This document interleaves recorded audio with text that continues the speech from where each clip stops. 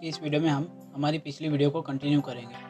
पिछली वीडियो में हमने रेविट में किसी भी प्लान में विंडो किस तरह से इंसर्ट की जाती है ये जाना था और सीखा था। आज की इस वीडियो में हम किसी भी प्लान पर स्लैब किस तरह से बनाया जाता है या क्रिएट किया जाता है ये जानेंगे और सीखेंगे। आपको यहाँ पर रेविट में फ्लोर का ऑप्शन मिलेगा, तो आपको इसे माउस के ज़रिए एक्टिवेट करना है। फ्लोर कमांड एक्टिवेट करते ही हमारा जो व्यू पोर्ट है वो कुछ इस तरह से फेंट हमें दिखाई देगा। और अब हमें इस पूरे प्लान पर एक फ्लोर बनाना है। और दोस्तों, आप अगर इनमें से किसी भी टैब को अगर ओपन करेंगे तो ये कुछ इस तरह से आपको फेंट होकर दिखाई देंगे। ऐसा इसलिए हुआ क्योंकि अभी हमने फ्लोर कमांड एक्टिवेट किया है और जो हमने कमांड एक्टिवेट की है उसका मॉडिफाई पैनल अभी एक्टिवेट है फ़िलहाल। और आपको यहाँ पर फ्लोर ड्रॉ करने के लिए कुछ यहाँ पर ड्रॉ टूल्स मिलेंगे। इसमें से हम पिक वॉल कमांड का यूज़ करते हुए यहाँ पर इस प्लान पर फ्लोर क्रिएट करेंगे। तो फ्लोर क्रिएट करने के लिए आपको किसी भी वॉल पर माउस के लेफ्ट बटन को प्रेस करना है। आप जैसे ही माउस के लेफ्ट बटन को प्रेस करेंगे तो आपको ये कुछ पिंक कलर की लाइन यहाँ पर शो होंगी। आप जितनी भी बार किसी भी वॉल पर माउस के लेफ्ट बटन को प्रेस करेंगे उसी हिसाब से उस वॉल के हिसाब से आपको पिंक लाइन यहाँ पर शो होंगी। Then next pink line create करने के बाद आपको कीबोर्ड पर दिए हुए इसके बटन के ज़रिए फ्लोर कमांड से बाहर आना है।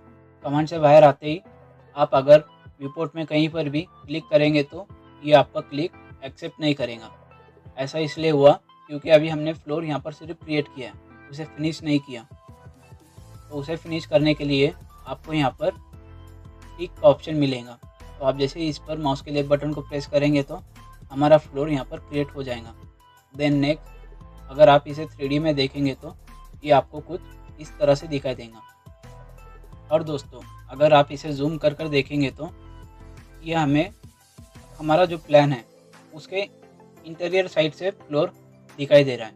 और अगर आप इसे आउटर साइड से देखेंगे तो ये हमें वॉल के अंदर की तरफ से ही फ्लोर दिखा रहा है। तो इसे एक्सटीरियर पर सेट करने के लिए आपको इसे सिलेक्ट करना है। सिलेक्ट करने के बाद यहाँ पर आपको एडिट बाउंड्री का ऑप्शन मिलेगा, तो आपको इसे माउस के ज़रिए सिलेक्ट करना है।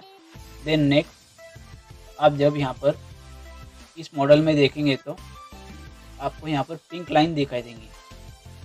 तो आपको यहाँ पर अभी 3D में प्रॉपर तरीके से नहीं दिख रहा है, तो आप यहाँ पर फ्लोर प्लान में लेवल 1 पर जा सकते हो। देन नेक्स्ट आपको ज़्यादा कुछ नहीं करना, किसी भी एक पिंक लाइन को सिलेक्ट करना है। सिलेक्ट करने के बाद आपको यहाँ पर फ्लिप एरो का ऑप्शन मिलेगा। आप जैसे ही इस एरो पर माउस के लेफ्ट बटन को प्रेस करेंगे तो चारों तरफ की बाउंड्री कुछ इस तरह से एक्सटीरियर पर सेट हो जाएंगी। देन नेक्स्ट आपको इसे फिनिश करना है। फिनिश करने के बाद अगर आप इसे 3D में देखेंगे तो ये आपको एक्सटीरियर पर सेट हुआ दिखाई देगा। तो इस तरह से आप अगर कोई स्लैब या फ्लोर गलत तरीके से ड्रॉ होता है तो उसे सिलेक्ट करने के बाद एडिट करके आप उसे एडिट कर सकते हो। देन नेक्स्ट आप यहाँ पर प्रॉपर्टी ब्राउज़र में से भी इस स्लैब की मटेरियल या उसकी थिकनेस वगैरह चेंज कर सकते हो। जो भी आपको यहाँ पर डिफ़ॉल्ट ऑप्शन मिलेंगे उसी हिसाब से आपको ये हमें शो करेगा। आप जिस भी मटेरियल पर इसे सेट करेंगे उसी तरह से आपको ये दिखाई देगा। देन नेक्स्ट आपको यहाँ पर प्रॉपर्टी में इसकी लेवल ये किस लेवल पर सेट है। Then next height offset. और दोस्तों, अगर आप इसे लेवल 2 पर सेट करेंगे तो ये आपको कुछ इस तरह से दिखाई देगा यहाँ पर। और अगर आप इसे देखेंगे तो हमारी जो लेवल 1 की जो वॉल्स हैं उन सभी वॉल्स की लाइन हमें यहाँ पर स्लैब में दिखाई दे रही है। तो अगर आपको वो नहीं चाहिए तो आप यहाँ पर हाइट ऑफसेट में कुछ ऑफसेट देकर उसे उस लेवल 2 से ऊपर की तरफ ऑफसेट दे सकते हो। आप जैसे ऑफसेट देंगे तो जितने भी वॉल्स की लाइन हमें दिखाई दे रही है वो हमें यहाँ पर नहीं दिखाई देगी। तो इस तरह से भी आप इसे सेट कर सकते हो। देन नेक्स्ट आपको इसे फिर से लेवल 1 पर सेट करना है। और दोस्तों, अगर आपको इस फ्लोर पर कोई और मटेरियल अप्लाई करना है, आपको ये मटेरियल नहीं चाहिए, तो वो मटेरियल अप्लाई करने के लिए आपको यहाँ पर एडिट टाइप पर जाना है। देन नेक्स्ट आपको यहाँ पर डायरेक्टली इसका स्ट्रक्चर चेंज नहीं करना, बल्कि यहाँ पर डुप्लीकेट इसे करना है। डुप्लीकेट करने के बाद आप नाम एडिट करके यहाँ पर जैसे ही स्ट्रक्चर में जाएंगे तो आपको यहाँ पर सभी मटेरियल वगैरह भी चेंज कर सकते हो। आप इसकी थिकनेस चेंज कर सकते हो यहाँ से, और अगर आपको कोई लेयर इसमें ऐड करनी है वो भी आप यहाँ से लेयर ऐड कर सकते हो। इतना करने के बाद आपको इसे अप्लाई करना है, देन नेक्स्ट क्लोज। तो आप जब भी कोई भी एडिट करेंगे उसी हिसाब से आपको ये फ्लोर यहाँ पर दिखाई देगा।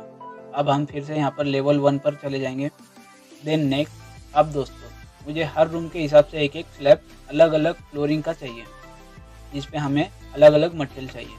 तो उसे बनाने के लिए हम यहाँ से फिर से फ्लोर कमांड एक्टिवेट करेंगे, देन नेक्स्ट लाइन की मदद से हम इस फ्लोर को बनाएंगे। तो उसे बनाने के लिए हम यहाँ पर लाइन कमांड एक्टिवेट करेंगे, देन नेक्स्ट इस रूम के लिए एक फ्लोर क्रिएट करेंगे।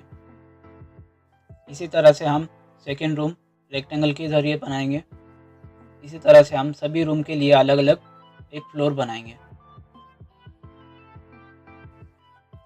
और दोस्तों अगर आपके पास अभी तो हमने यहाँ पर सिर्फ लाइन और रेक्टेंगल के ज़रिए फ्लोर बनाया है, और अगर आपके पास कोई आर्क या कर्व में कोई फ्लोर बनाना है या कोई वॉल है उस पर फ्लोर देना है, तो उसे बनाने के लिए हम पहले यहाँ पर एक आर्क वॉल बनाएंगे। आर्क वॉल बनाने के बाद आपको यहाँ से फ्लोर कमांड एक्टिवेट करना है। फ्लोर कमांड एक्टिवेट करने के बाद फ्लोर बनाने के लिए हम यहाँ से फिर से आर्क कमांड लेंगे, देन नेक्स्ट इसी वॉल के हिसाब से हम यहाँ पर आर्क क्रिएट करेंगे। आर्क बनाने के बाद आपको लाइन कमांड के ज़रिए इसे क्लोज़ करना है। क्लोज़ करने के बाद आपको इसे फिनिश करना है। फिनिश करने के बाद आप जब इसका 3D व्यू एक्टिवेट करके इसे 3D में देखेंगे तो ये आपको कुछ इस तरह से दिखाई देगा। और दोस्तों अगर आपकी कोई वॉल जितनी आपको हाइट चाहिए थी उससे ज़्यादा है, तो उसे सेट करने के लिए आपको उसे सिलेक्ट करना है। सिलेक्ट करने के बाद आप यहाँ से उसका टॉप कंस्ट्रेंट प्रॉपर्टी ब्राउज़र में से चेंज कर सकते हो, और आप चाहे तो यहाँ से प्रॉपर्टी में से उस वॉल की टाइप या उस वॉल को कर्टन में भी रख सकते हो, या उसे ग्लास की शेप में रख सकते हो। तो आप यहाँ से प्रॉपर्टी में से भी किसी भी वॉल की प्रॉपर्टी जो आपके पास प्रॉपर्टी में अवेलेबल है उस वॉल की प्रॉपर्टी पर अप्लाई कर सकते हो। देन नेक्स्ट हमने जितने भी स्लैब आप यहाँ पर बनाए हैं उन सभी स्लैब को सिलेक्ट कर यहाँ से प्रॉपर्टी चेंज करनी है, या तो फिर आप मॉडिफाई पैनल में से पेन टूल के ज़रिए कोई अगर आपके पास स्पेसिफिक मटेरियल है उस मटेरियल को उस स्लैब पर अप्लाई कर सकते हैं। आप जो भी चाहें अपनी रिक्वायरमेंट के मुताबिक उस मटेरियल को उस फ्लोर पर अप्लाई कर सकते हो। तो इस तरह से आप हर एक रूम के लिए एक अलग अलग स्लैब बना सकते हो। मटेरियल अप्लाई करने के बाद अगर आप इसे देखेंगे तो ये आपको कुछ इस तरह से दिखाई देगा। तो दोस्तों फ़िलहाल के लिए ये एक सिर्फ सैंपल था। आप जब भी बनाएंगे उसी हिसाब से आपको जितनी भी थिकनेस चाहिए उस हिसाब से आपको उसका मटेरियल वगैरह भी डुप्लीकेट करके क्रिएट करना है। तो ये थी स्लैब कमांड जिसके बारे में हमने जाना और सीखा। तो आज की इस वीडियो में बस इतना ही। मिलते हैं आपसे अगली वीडियो में।